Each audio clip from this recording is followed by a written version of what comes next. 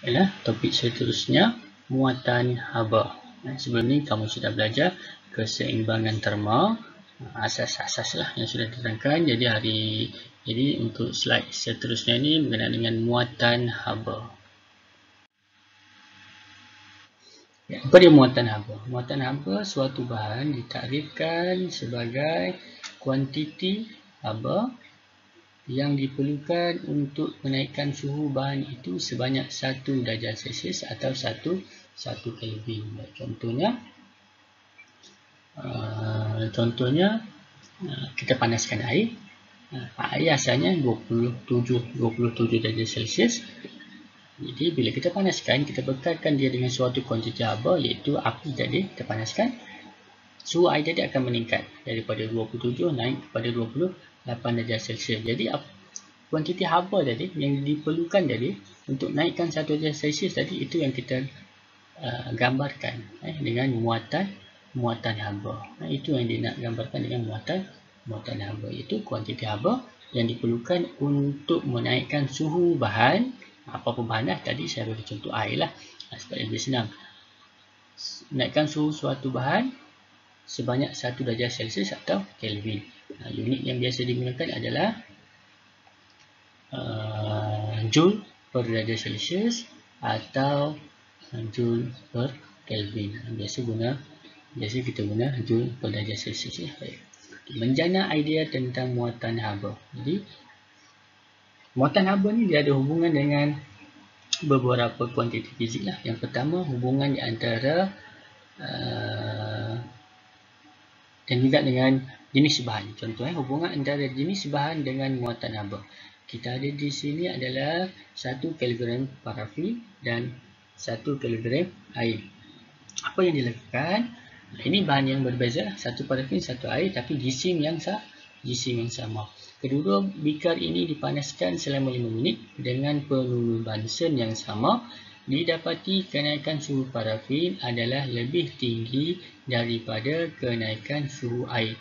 Jadi maksudnya apa? Maksudnya dalam masa 5 minit tu didapati parafin ni dia cepat panas. Maksudnya kadar kenaikan suhu dia sangat tinggi. Mungkin dalam masa 5 minit dia sudah capai 50 darjah Celsius. Sebaliknya air dalam masa 5 minit baru capai 35 darjah Celsius atau 40 darjah Celsius, lebih rendah daripada parafin. Itu yang dimaksudkan kenaikan suhu parafin adalah lebih tinggi, atau kita guna istilah kadar kenaikan suhu.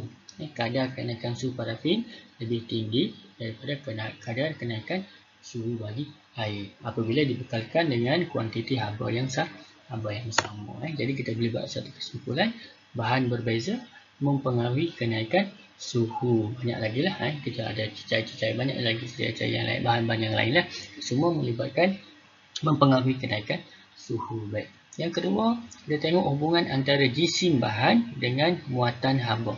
Jadi bahan yang sama tapi jisim dia berbeza. Jadi kalau kita tengok bikar A, jisim dia lebih kurang separuh daripada jisim bikar B.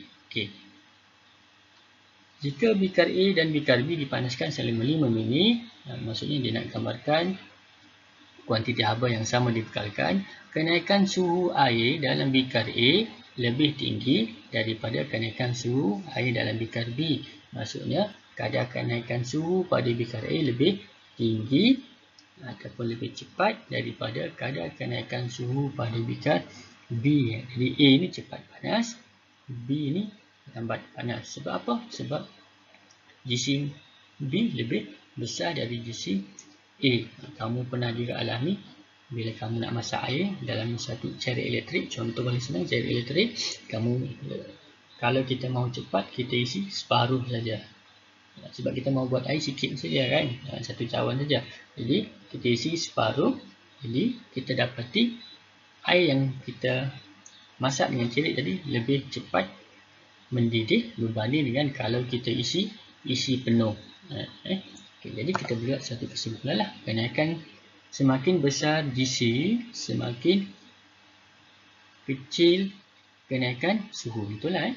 Semakin besar jisim, semakin kecil kenaikan suhu. Jadi kenaikan suhu dia sikit saja kalau dia besar. kenaikan suhu dia kecil kalau jisim dia besar. Okay. Hubungan antara kuantiti haba dengan muatan haba. Kuantiti haba ni maksudnya apa? Contohnya di sini, kalau ini contohnya dia guna 1 minit, bikasi dan bikadi ini diisi dengan bahan yang sama, jisim yang sama. Yang bezanya kalau sini ditunjuk dipanaskan selama 1 minit dan bikadi dipanaskan selama 5 minit. Ataupun begini, saya tukarlah. Bikasi ni dia guna 1 penuh Bunsen, bikadi ni dia guna 3 penuh Bunsen.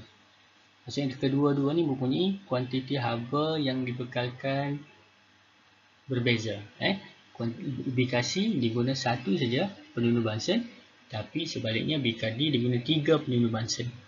Okey, apa yang dia dapati? Kenaikan suhu air ni dalam bikasi didapati lebih kecil daripada kenaikan suhu bikadi.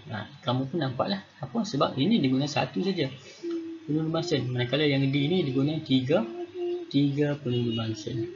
Jadi ini menunjukkan bahawa kuantiti haba yang besar dibekalkan akan menyebabkan kenaikan suhu air yang tinggi. Suhu air dalam bikasi didapati lebih kecil daripada kenaikan suhu air dalam bikadi. Okey, jadi kita boleh buat satu kesimpulan sini. Hubungan iaitu hubungan antara kuantiti haba dengan kenaikan suhu. Semakin besar kuantiti haba, semakin besar kenaikan suhu. Semakin besar kenaikan suhu. Baik. Okey, jadi kita buat satu kesimpulan secara umumnya apa dia muatan haba, iaitu muatan haba ni dia dipengaruhi oleh muatan haba ni dia ada kaitan dengan kuantiti haba, jisim dan jenis bahan. Yang pertama, dia dipengaruhi oleh jisim bahan, iaitu semakin besar jisim bahan, semakin kecil kenaikan suhu. Tadi kita sebutkan satu kesimpulan. Jenis bahan pun dia mempengaruhi parafin dengan air lain, dia punya kadar kenaikan suhu, dan dia juga dipengaruhi oleh kuantiti haba. Okey, sekian, terima kasih.